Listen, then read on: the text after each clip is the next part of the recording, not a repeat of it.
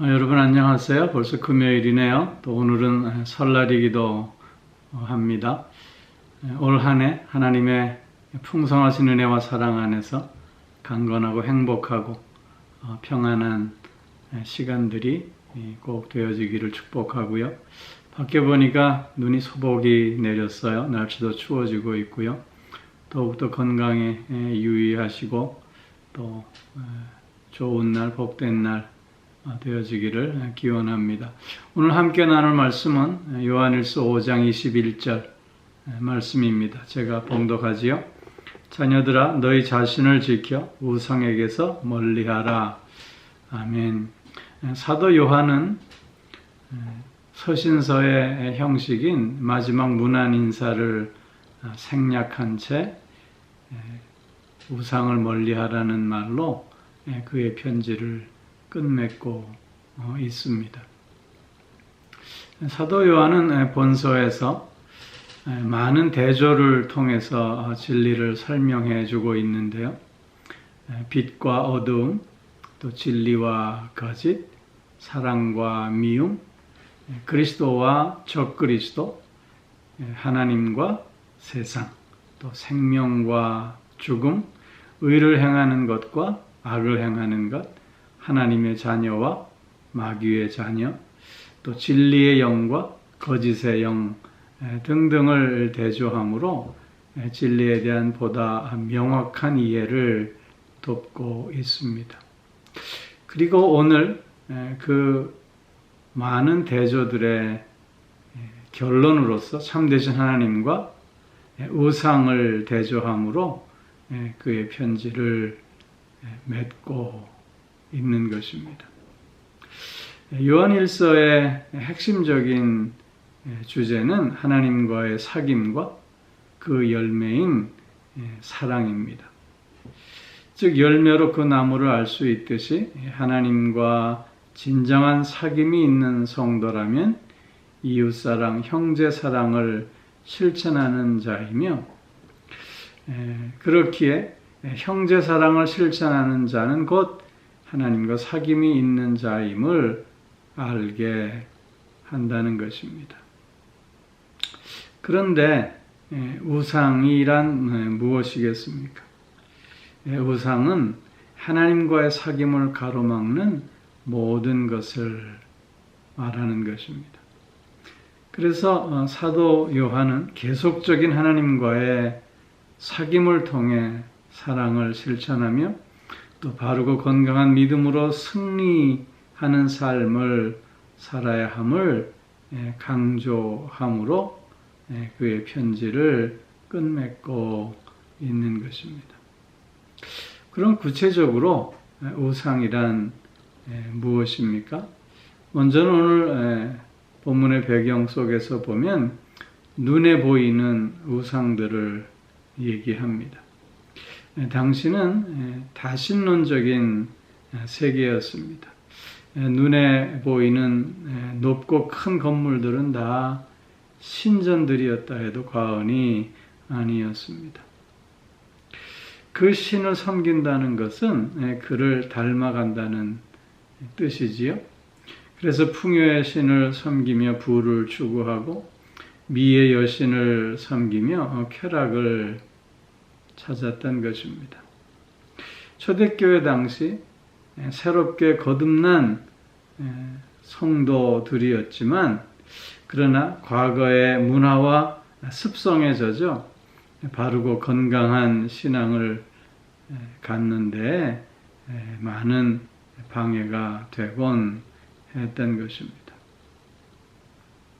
그러므로 이런 우상의 요소들, 이런 우상의 습성들, 이런 우상의 특성들을 다 뿌리 뽑아야 함을 강조하고 있는 것이지요. 이런 것들이 결국 진정한 하나님과의 사귐을 방해하는 요소들이 되기 때문이었던 것입니다. 한국교회의 바르고 건강함을 회복하기 위해서는 기복주의적인 신앙을 뿌리 뽑아야 한다는 말들을 많이 하고 있습니다. 우리 한민족의 5,000년 역사 속에 젖어 있는 무속 신앙이 복음과 결합하여 예수 믿음이 복을 받는 수단으로, 도구로 전락하고 말았다는 것입니다. 우상의 습성들을 버리지 못한 결과라 하겠습니다. 오늘 우리의 신앙 안에서도 버려야 할 우상의 요소들, 우상의 습성들, 우상의 특성들은 혹 없는지 다시 한번 확인해야 할 것입니다. 그리고 두 번째로 예수 그리스도를 통해서 계시된 참되신 하나님과 다른 모든 것들이 다 우상이라고 하는 것입니다.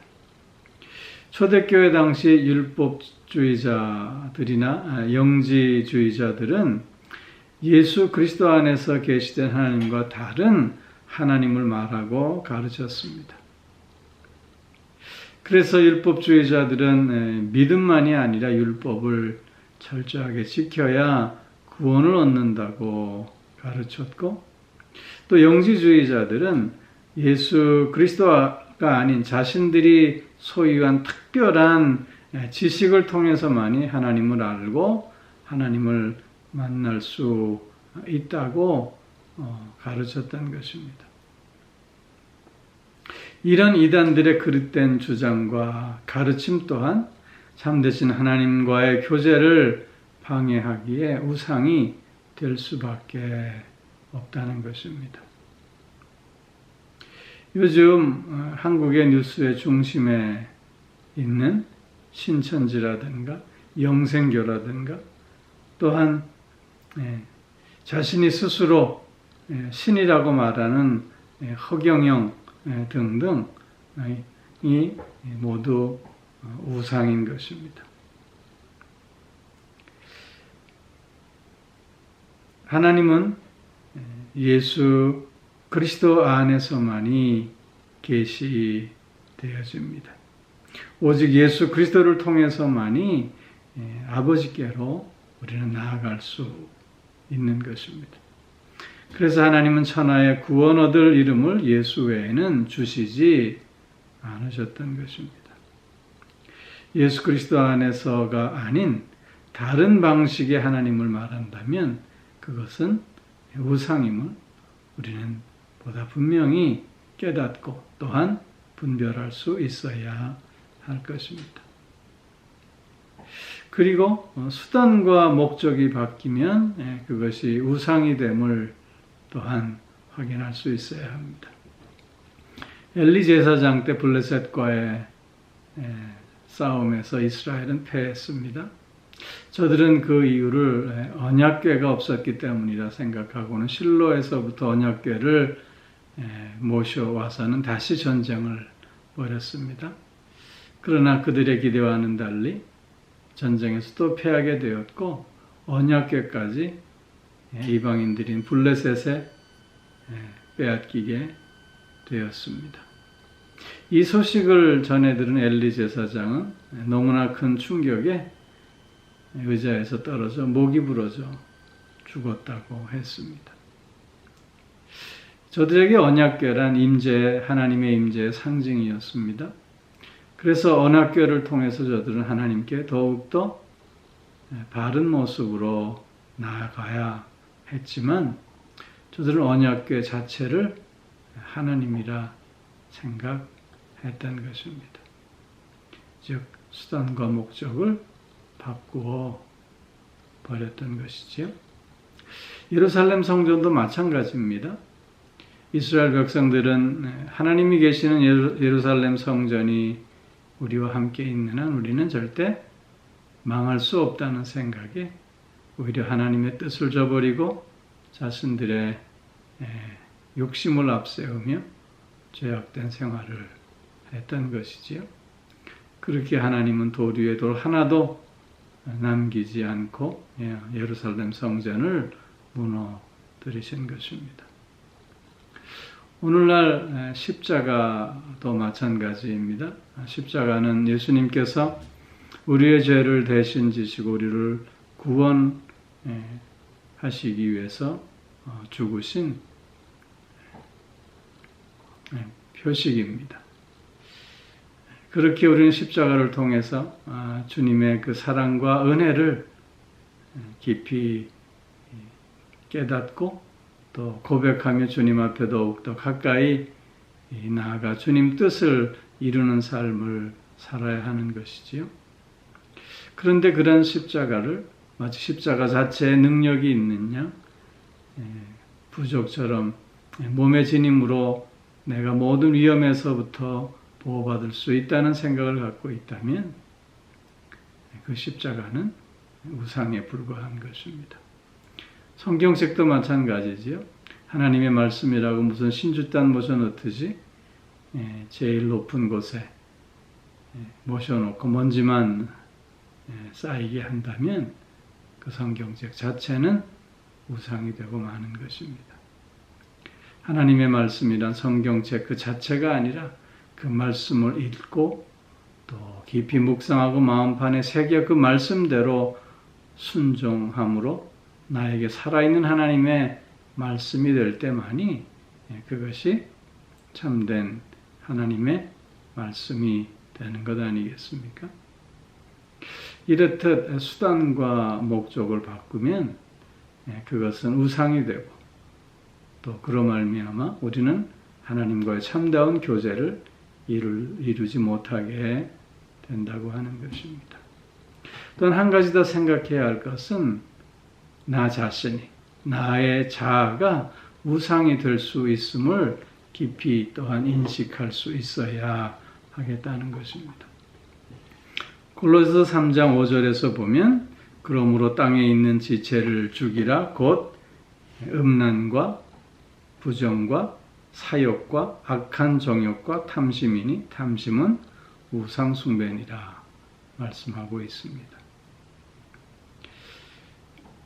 내가 앞장서는 삶, 하나님보다 내 마음, 내 계획, 내 욕심이 앞장서는 삶을 살게 된다면 또한 나 자신이 우상이 되어질 수밖에 없다고 하는 것입니다. 사도 바울은 그래서 매일매일 십자가 앞에 나 자신을 못 박고 나 자신을 죽임으로 그리스도와 함께 다시 살아난다고 고백하고 있는 것입니다. 하나님보다 다른 것을 더 섬긴다면, 하나님보다 다른 것을 더 사랑하고 있다면, 하나님보다 다른 것에 대해서 더 생각하고 있다면 그 자체가 곧 우상 숭배의 행위임을 우리는 기억해야 할 것입니다. 사도 요한은 너 자신을 지켜 우상에게서 멀리하라고 말씀하고 있습니다. 우상을 멀리하는 길은 나 자신을 지키는 것입니다. 나 자신을 지키는 방법이 무엇이겠습니까? 그것은 하나님께로 더 가까이 나아가는 것입니다. 그래서 하나님과 더 깊은 사귐, 교제의 삶을 사는 것입니다. 하나님과의 사귐이 그리스도인의 특권입니다. 하나님과의 사귐이 그리스도인의 표시인 것입니다. 또한 하나님과의 사귐이 그리스도인의 능력이 되는 것입니다. 날마다 하나님께로 더 가까이 나아감으로 하나님과의 바른 교제와 사귐 속에서 바르고 건강한 신앙을 더욱더 굳건히 하는 우리들이 되어져야 할 줄로 믿습니다. 또 한 가지 나 자신을 지키는 일은 그래서 하나님의 뜻대로 형제를 사랑하는 삶을 힘있게 살아가는 것입니다. 즉 사랑을 실천하는 삶을 통해서 내가 오늘 하나님과 사귐이 있는 자임을 나타낼 수 있어야 한다는 것입니다. 내 안에 하나님으로 가득 차고 내 안에 하나님의 뜻으로 충만하여 그 뜻에 순종하는 삶을 살게 될 때 우리는 모든 우상으로부터 멀어지는, 그래서 참으로 바르고 건강한 신앙으로 승리하는 삶을 살 수 있게 되는 것입니다. 사랑하는 성도 여러분, 오늘도 하나님과의 진정한 사귐을 통해서 그리고 사랑의 실천을 통해서 더욱 승리하는 여러분 모두가 되어지기를 주님의 이름으로 축원합니다. 아멘. 우리 이렇게 해서 사도 요한의 가르침에 대해서 생각해 보았습니다. 특별히 저 개인적으로는 요한일서를 묵상하면서 우리가 정말 형제를 사랑하는 실천적 삶이 얼마나 소중한 것인가를, 또 얼마나 우리가 최선을 다해서 실현해야 하는 삶인 것인가를 확인하는 시간이었습니다. 여러분들도 저와 같은 마음으로 함께 주셨을 줄로 믿고 감사를 드립니다. 오늘의 묵상, 이제 2주간 방학하려고 합니다. 남은 2주간 방학하고 3월 2일에 다시 또 새로운 마음으로 만나겠습니다. 여러분 그때까지 건강하고 또 기쁨과 감사가 넘치는 그런 시간들 되어질 줄로 믿습니다. 기도하겠습니다. 사랑의 아버지 하나님, 하나님과의 바른 사귐, 하나님과의 깊은 교제를 방해하는 모든 것이 우상임을 이 시간 생각했습니다. 하나님께로 더욱더 가까이 나아가는 우리들 되게 하여 주시고, 그로 말미암아 하나님의 뜻에 순종하는 가운데 형제를 사랑하는 삶을 살아가는 우리들이 되어질 수 있게 하여 주시옵소서. 그래서 바르고 건강한 믿음으로 오늘을 승리하게 하시고, 또한 하나님의 뜻을 이루어가는 우리들 더욱 될 수 있게 하여 주시옵소서. 행여 우리의 삶 속에서, 우리의 신앙 속에서 우상의 요소나 또 우상의 특성들이나 우상의 습성들이 남아 있다면 성령께서 우리를 깨우쳐 주셔서 이 시간 다 씻어내 버릴 수 있게 하여 주시고, 그래서 참되신 하나님과의 온전한 사귐의 삶을 다시 한번 시작하고 그 안에서 참된 풍성함을 맛보고 또 누리는 우리들 꼭 되어지게 하여 주시옵소서. 사랑의 아버지 하나님, 요한일서를 통해서 하나님과의 사귐이, 그리고 형제 사랑의 실천이 얼마나 소중한 것인가를 확인해 보았습니다. 이것이 우리의 삶의 기초요, 또 특권이요, 또한 능력임을 우리가 다시 한번 확인해 보았는데, 아버지 하나님, 이제는 성도로서 늘 이런 성도다움을 드러내며 그래서 하나님께 영광 돌리는 우리들이 꼭 되어질 수 있게 하여 주시옵소서.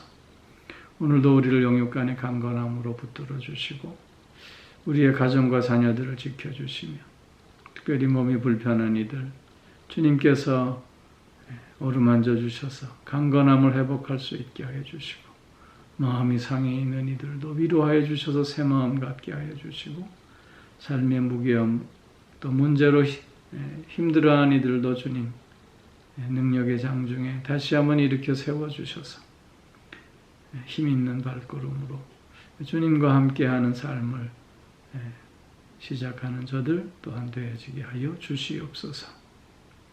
오늘 설날인데 다시 한번 올 한 해 하나님과 동행하는 시간, 그래서 하나님께만 영광 돌리는 시간들 되게 해 주실 줄로 믿습니다.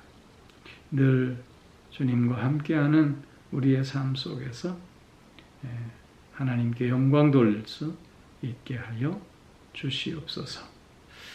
감사드리며 예수 그리스도의 이름으로 기도하옵나이다. 아멘.